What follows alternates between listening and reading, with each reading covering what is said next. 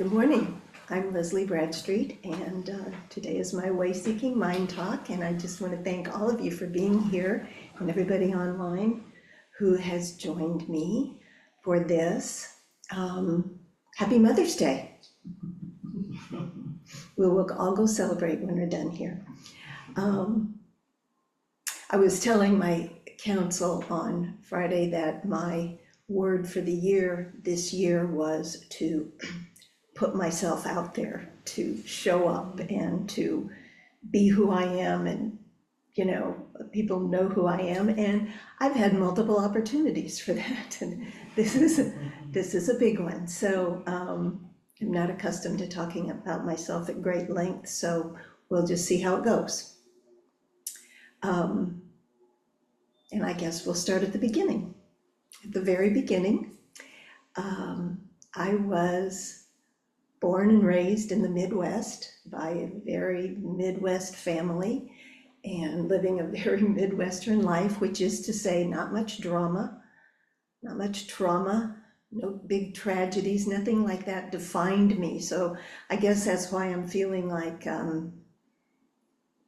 it's all kind of ordinary and just normal. But of course, as I reflected back on it, as I was thinking about what I wanted to talk about today, there were steps all along the way that brought me, as I love the way Kim put it, from how did you get from zero to here? And there was a progression. And so I'm going to see if I can kind of trace that a little bit.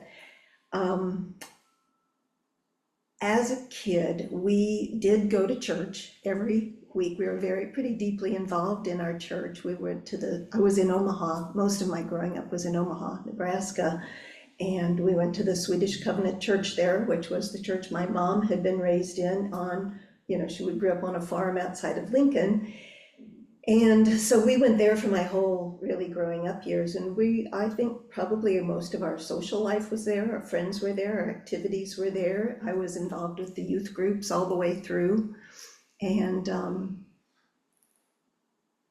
it was all fine with me. That was just what you did. But looking back, as I was thinking about what messages did I get as a kid, and I don't remember any real conversations at home about religion, about God, about Jesus, about faith. I think, and I'm speculating here, but I'm kind of wondering if my parents, if we just didn't go to church because that's what you do. You go to church, And I'm not sure that wasn't part of it. Not that they didn't have faith and believe in God and all that. They did, but it just didn't, other than the friends and the activities of it, it didn't seem to be a really deep thing that we spent time on. I guess that's what I'm trying to say, as I was a kid. But I did get the message, of course, because I was in church a lot and at the youth groups, and I went to camp every summer and all that. So I definitely believed, got the message, and tried to be a good little Christian girl. I think I was pretty good. But as a kid, I was also very shy and very timid and kind of afraid of everything. And I didn't put myself out there. I was afraid to. And I can remember my mom saying to me, she said it once, she said it 100 times. She'd say, honey, they're not gonna come to you. You gotta get out there. And I would just go, oh mom. But as I got to be an adult, I started to take that advice and get it, that maybe she didn't know what she was talking about. But I did hold back, and I was shy, and I was afraid. And I think too, what I didn't understand then, I always thought I was, sort of this big extrovert, rah, rah, rah. But I've come to realize that I'm not. I mean, I think I lean to the extrovert side, but there's a whole lot of introvert there too, that probably kept me home reading my books and playing with my dolls and all that kind of stuff too. but she told me one time that every year when they take me to camp, they drive me to the camp, they drop me off, they drive home and wait for the phone to ring. Because they knew they were gonna get the call, she's crying, she wants to come home, come and get her. It never came in all those years. So once I got there, I was good. I think it was just the anticipation of it, the initiating of it, which kind of still stays with me today. So, but then there was also, so there was kind of both sides of it, you know, there was that timid side, but then there was the side where if I wanted to do something, I did it. And even if I was a little afraid, but it didn't stop me. So, you know, I don't even understand this quite myself, but I'm afraid to do everything and I'm going to do it anyway if it's something I really want to do. So, and I guess maybe camp was one of those examples, but there's been a lot of them, as Rick and I were talking about. By the way, Rick is my husband and he's here with me today, and I want to thank you for coming. There are lots of ways that I have jumped up and put myself out there and never really given myself credit for, because I'm still sticking to that old story of I'm this shy, timid little girl who's afraid of everything, even though facts oppose that story. And I guess I'm trying to update that story these days to say that maybe that's not who I am anymore. And maybe it wasn't even then. My mother was she was practical, she was down to earth, she was, let's just get this done. My dad was more the creative one in the family, and he had been a professional musician. He had done a lot of really creative projects around our house and had all these ideas and stuff. And I think I tend to lean toward him rather than my mother, who said one of her ideas of fun was, remember when we used to balance our checkbooks? She said, I used to love it when I'd be a penny off and then I'd get to go find it. And I thought, that is not me. I think I'm more my dad, who would, you know, go down into his he made a little room for himself in our basement, which we would today probably call the man cave. And he would go down there and just listen to music for hours and hours. And he just loved it. He'd build it, decorate it. He had records nailed to the roof of this little room, and he'd just spend hours down there. So I think I leaned a little more toward him and towards more creative kinds of projects than more, science or those kinds of things. That wasn't really where I leaned. And I learned I remember going to college and thinking, okay, I've got a choice. And here's another thing, I went to a college where I didn't know anybody. I just went all by myself.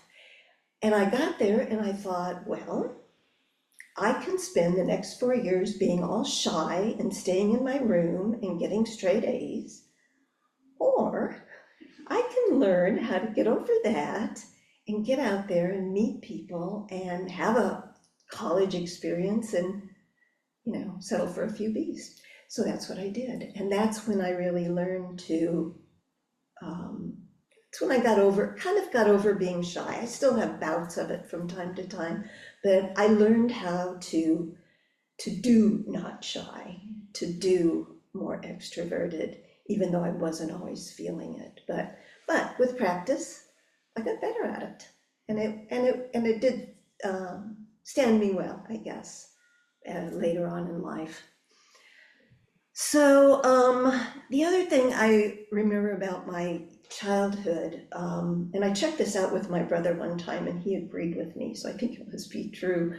My mother's mother was one of those smothering mothers who was all over her, and my mom was an introvert too.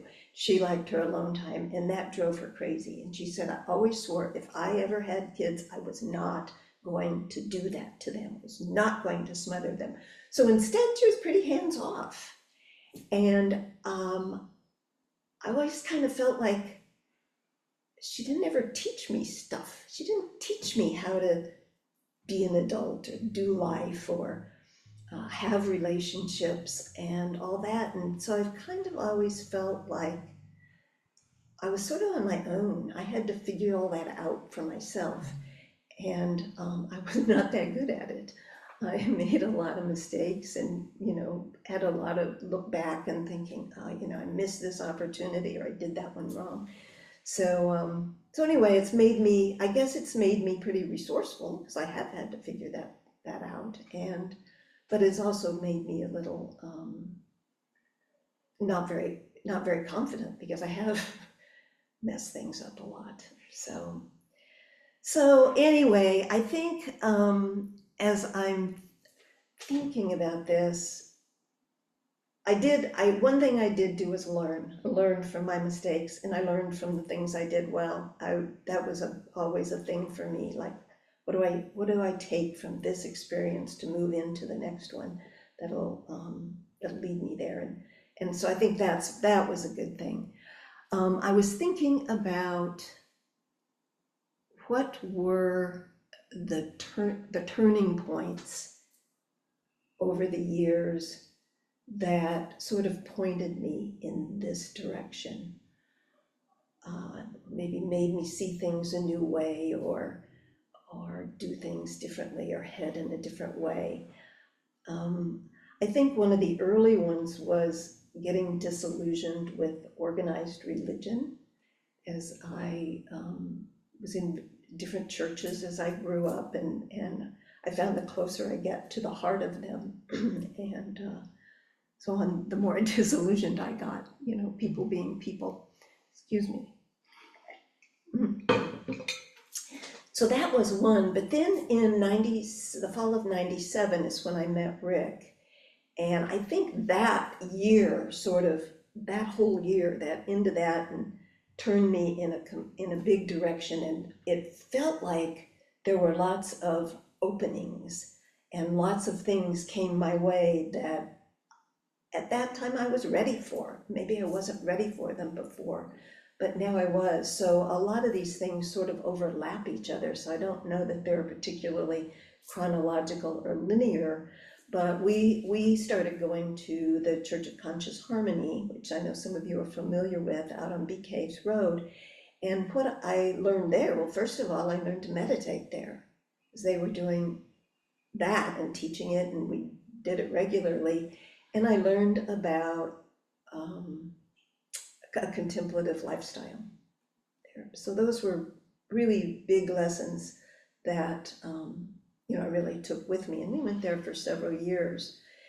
And the next thing probably happened right about that same time, and that is when I was introduced to the Enneagram, which was thanks to Rick. When I met him in the fall of 97, he had just been to his first training in Phoenix with Helen Palmer and came back all enthusiastic about it. Rick is a psychologist, police psychologist, so he has used a lot of instruments in his work and practice of NPIs and Myers-Briggs and others that have all been valuable in what he did. But he said this was different. This was deeper and richer and more just more powerful than those were in terms of how we could learn from it. So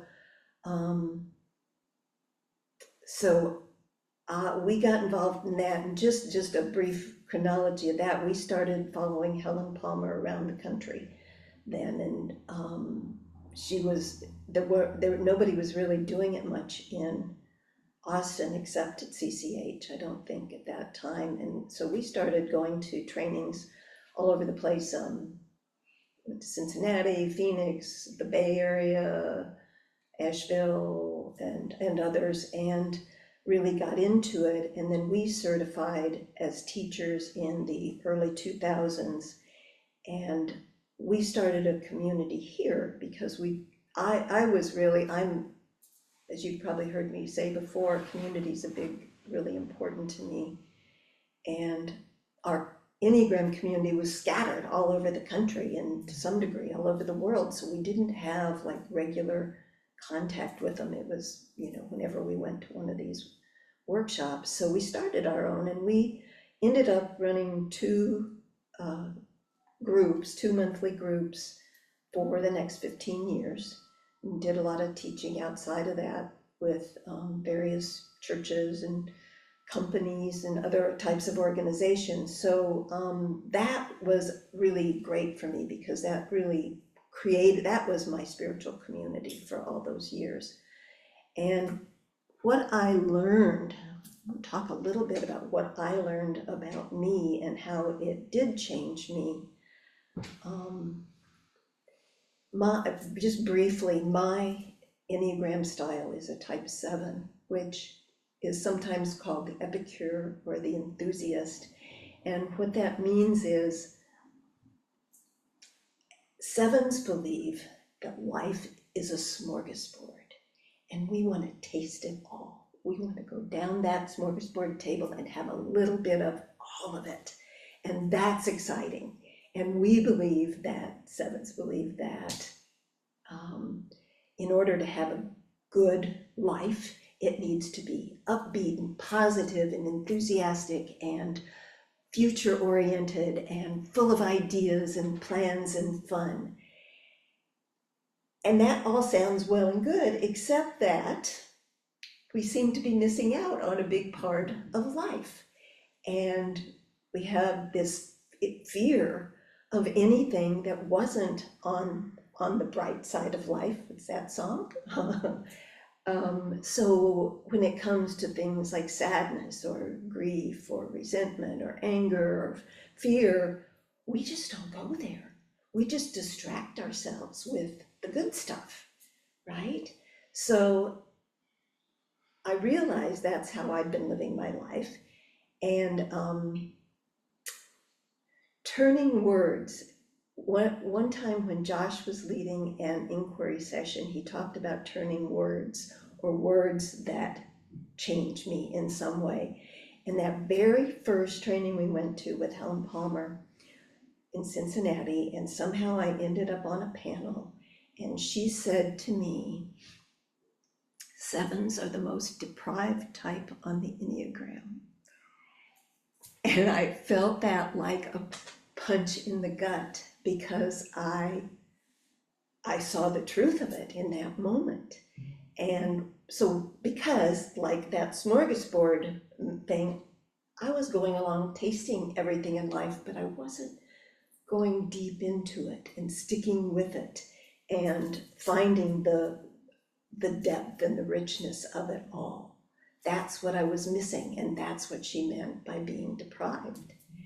And I still, every time I think about her saying that, I can really feel, start crying right now, because it was so true. And I knew it, but I didn't know it. One of those things, like your whole world opens up when you hear it. It's like, wow, now I see it everywhere. So, so that was a big deal for me. And as a result, and as after many years of working with this, I learned how to slow myself down. The way I distract myself is to go up into my head and start thinking, having ideas and plans, and wouldn't it be great if we did this and that? So through that, I learned how to slow down. I learned how to be quiet in meditation. I learned how to stay with something for longer than a minute.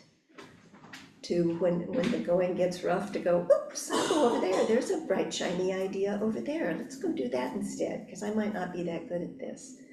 And I hope it's made me more present and more available than it was. One sort of interesting side note, what I learned was Helen Palmer had studied this was the beginning of my Buddhist training, and I didn't even know it. She had studied with a Buddhist teacher one-on-one for some 30 years. And everything she taught us was the practice. that we do here, that I'm learning here at Appamada. Everything about it was what her Buddhist teacher had taught her. Now, she didn't use any of the forms or the language or talk about the heritage or the history or the ancestry, because the Enneagram sort of transcends all faith communities. We had Christians in there, we had Jews in there, we had Hindus and Buddhists and atheists, and so she couldn't teach it as a Buddhist practice. That's exactly what it was. And I think I was telling you the other night, I got interested in Buddhism, and the first book I picked up was Jack Kornfield's book. And I started reading that, and I'm reading along going, yeah, I know this. This is familiar. Well, we do this. Well, and then all of a sudden it hit me.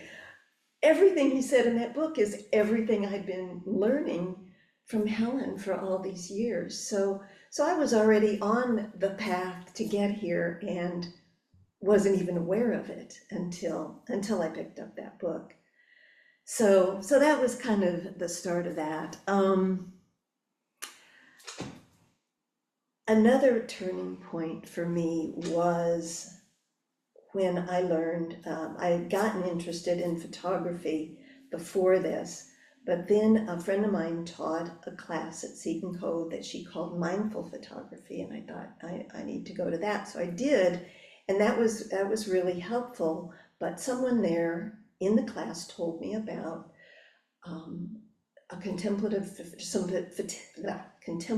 photography teachings at the Shambhala Center in South Austin. They were teaching what they called mixon photography, which was a form of contemplation that was developed by Chogyam Trungpa back in the early days when he was still around, and passed along to folks. I think, was he from Toronto, Kim? He was from Canada, I know, but they teach it out of Toronto and out of Madison, and then now out of Austin.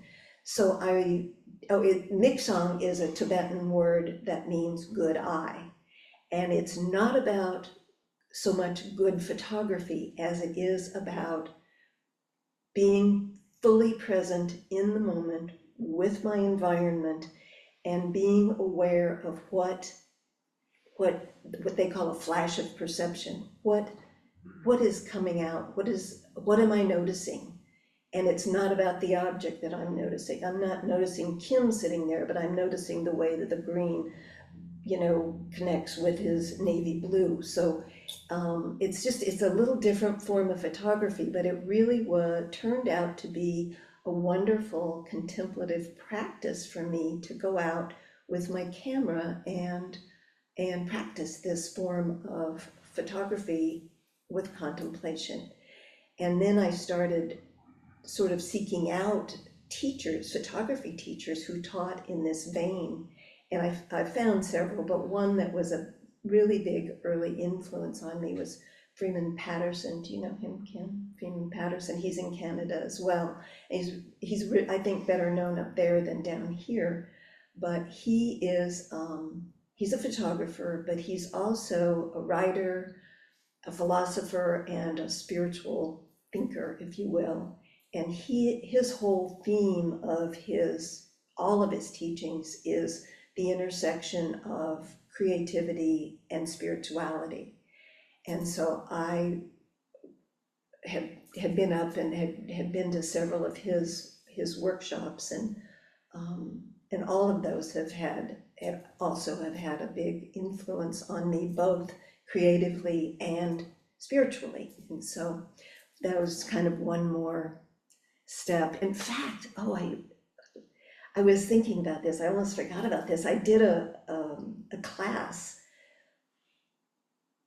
It was a project, a photographic project, and we were to take any prompt we wanted, a poem or a song or a quote or just an idea, and do a whole project around it.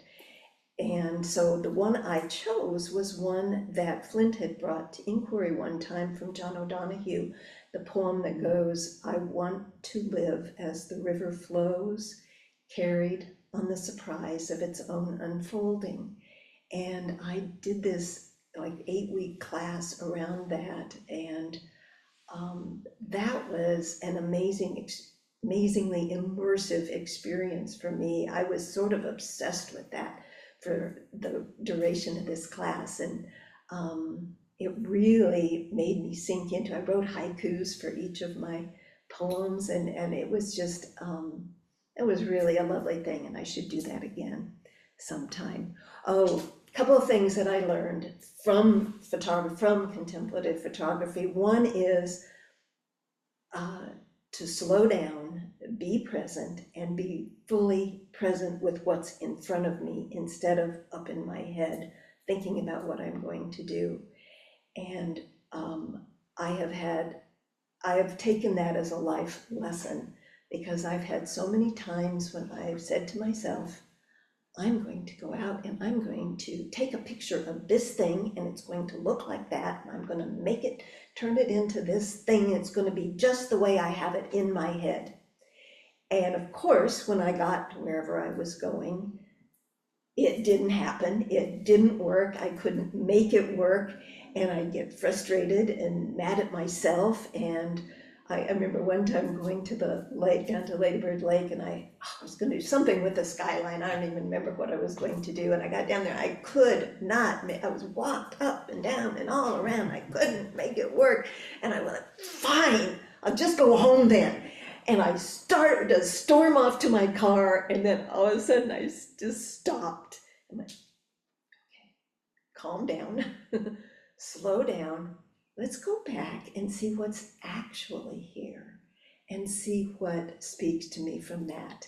And I just did this big shift, and I went back and ended up really having a great time and taking some pictures that I really did like. So that's been kind of a huge life lesson for me that I keep learning over and over and over again. That's just getting up here and forgetting where I am. Another thing that Freeman Patterson kind of initiated for me was one of the things he was doing at one of his workshops. He calls it Inscape, and it was kind of a coming inward and finding our own creativity, our own, what draws us.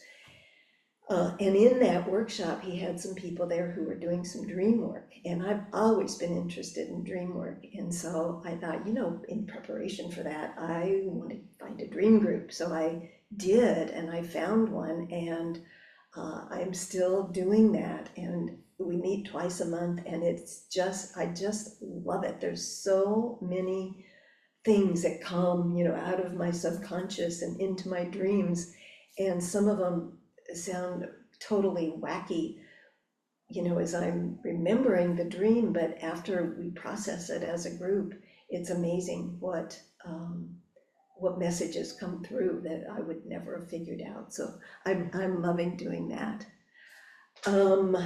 Just a couple more things that brought me here. One I'm going to say is COVID, and this is going to kind of get unchronological. I'm going to start with COVID. When COVID hit in March of 2020 and the shutdown happened and the whole world stopped, I didn't like COVID, but I loved being quarantined. I loved it. And what I loved about it was that I no longer had to make plans and figure out a calendar and get ready for this thing or that thing and organize things and have deadlines. And I could just sort of be at home and be quiet and, read and meditate and read poetry and learn how to watercolor. And it felt free. I felt free. And part of it was that the whole world was shut down, so nobody else was doing anything either, so I wasn't missing anything. That helped. I'm not gonna lie, that helped. But in that process, as a complete reboot, I thought, as we're starting to come out of it, I thought, I need to figure out what things from pre-COVID life I want to keep and what things I want to let go of. And in all those spaces of the things I let go of things, how do I want to fill that space? What do I want that to look like? And so I did let go of quite a few things, quite a few just groups and activities and so forth that I'd been part of. And it was just kind of time, they were great, but it was just sort of time to move on. And so the two things that I came up with, the two real pulls that I had, one was I wanted an arts community. I don't have one here in Austin. And so I made that a priority, and I found one, and I've become part of the Williamson County Art Guild. I got on their board, I'm doing their publicity, I'm showing stuff in their gallery and making friends and having a community there. The other one was a spiritual community, because we had quit doing our Enneagram groups when COVID hit. We decided we didn't want to do them online, and so we weren't doing them. So I'd been, whatever that was, several years, 3 years or 4 years, without a real community. And so that's what brought me here to Appamada. So to back up just to get me to here, in 2019, which was right before the shutdown, my 2019 was my biggest travel year ever. I had, just had one trip of some sort, one after another, and I wanted to do them all, but I had completely blown my travel budget. I was exhausted from traveling. I was looking forward to, Christmas time and, relaxing and doing some enjoyable things around that, maybe decorating, having our family over. And then a friend of mine forwarded me an email from Flint that said he was doing a contemplative photography retreat at the Hui in Molokai. And I looked at that thing and I went up and I told Rick, I have to do this. I can't not do this. There's 10 reasons I shouldn't do this, but I have to do this. So I did it and put on my credit card. I thought, I can pay that off next year. and then that was really the final step that actually was the impetus to actually end up here. So that's where I got to know Flint. And then he came to Austin the next month in January and did a teaching for Seton Cove at Jay-Z. And so I went to see him, and I had been looking for a spiritual director, spiritual teacher for years, and I know a lot of them, but I didn't know any that I, should I say, trusted with my spiritual life until I got to know him. And so I asked him if he would be my teacher, and he said he would. So we started working together then in 2020, and I started doing inquiry on Tuesdays in 2020, and I didn't come. You guys were not meeting in person then because it was COVID, and so I just stayed with him and online until things started. And then 2 years ago, Lori did a one-day intensive here, and I thought, okay, might be a nice place to start with a one-day intensive. So I came to that, and they told me about the Friday meditations and coffee after, and so I started coming to that. And so that's how I landed here. I wanted to be here in person. I wanted a community of warm bodies, and I found one here. And I have to say that it was a long process, but I'm really glad that I'm here, and I cherish every encounter, and I appreciate every person, and I love that this is such an open, honest place of like-minded seekers, I guess you call it. and nobody puts any pressure on me or sets any expectations or does any criticizing of when I don't come through or when I speak out too loud when I'm the monitor. And Kim has to go, oh, shh. And you still let me come. And I guess I'm just trying to deepen my practice with every step that I take, to live wholeheartedly, to stay in community, and to appreciate every one of you. So that's my story. Thank you for being here.